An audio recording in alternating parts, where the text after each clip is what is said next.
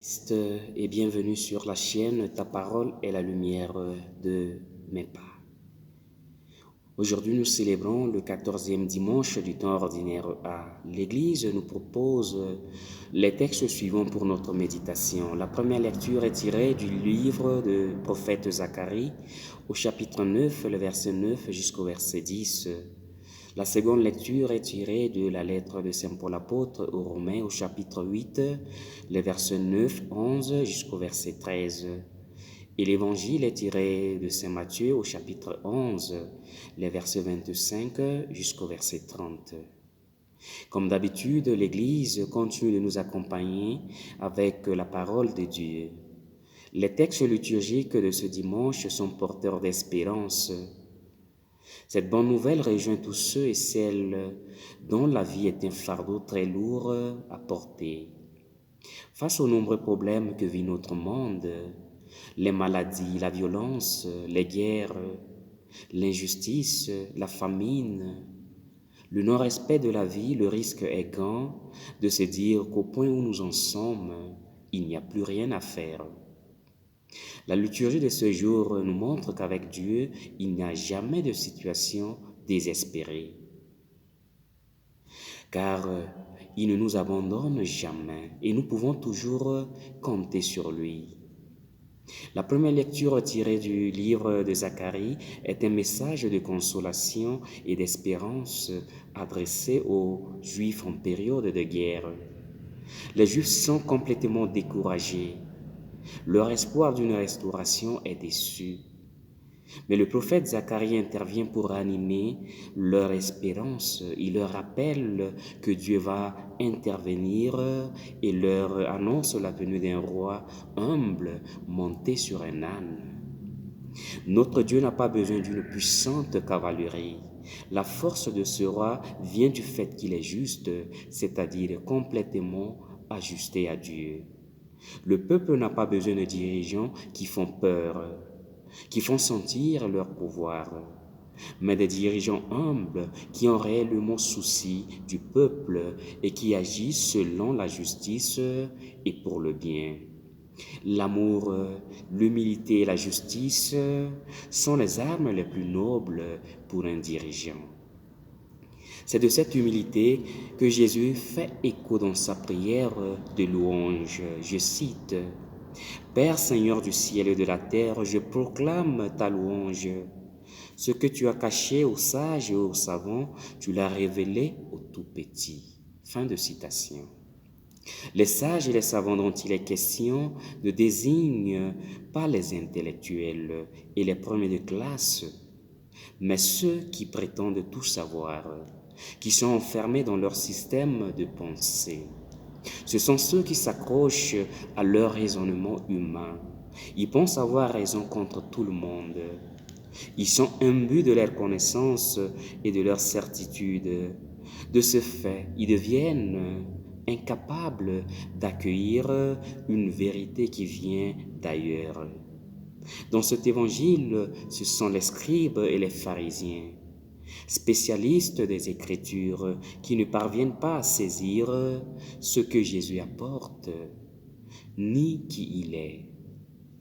Précisons aussi que les petits auxquels Jésus fait allusion ne sont pas les paumés, les imbéciles, les négligents qui acceptent n'importe quoi, mais ceux qui, comme les enfants, sont avides d'apprendre, restent ouverts à des nouveautés qu'ils ne rejettent pas d'emblée.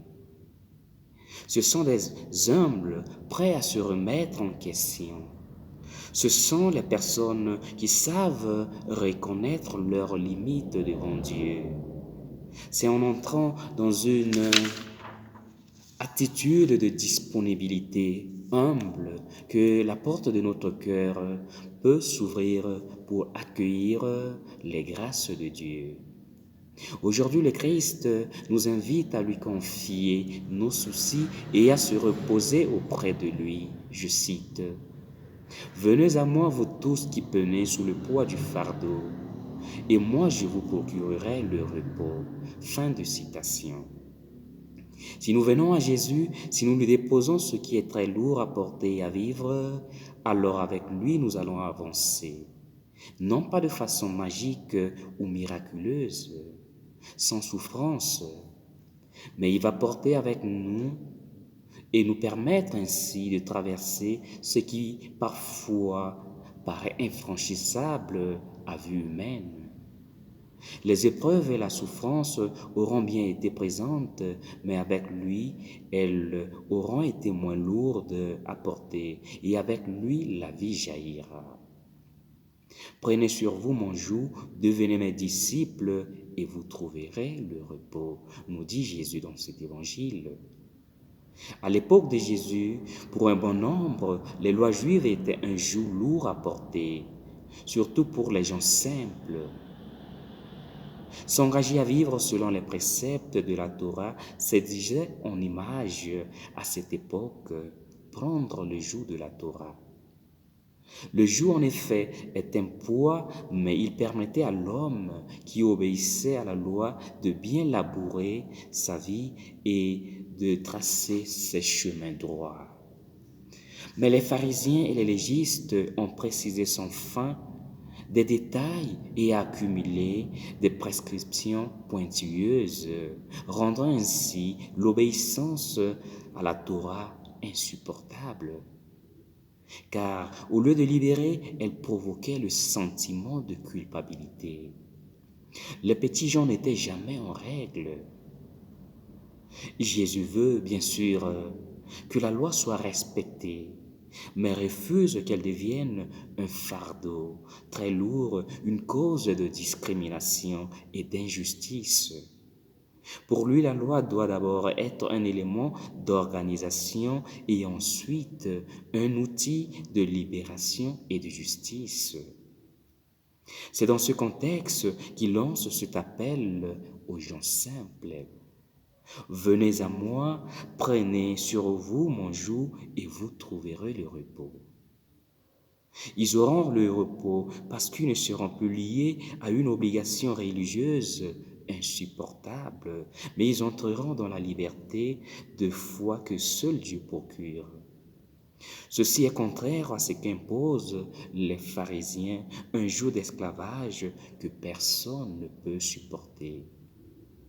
Si Jésus nous demande de prendre son joug, c'est pour nous faire comprendre qu'il veut porter avec nous ce fardeau qui nous accable, celui de la souffrance, de la maladie, de la solitude, de la fatigue et du désespoir.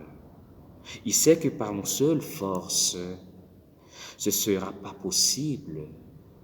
Mais avec lui, il n'y a pas de situation désespérée. Que le Seigneur nous aide. Je suis le Père Dreyfus.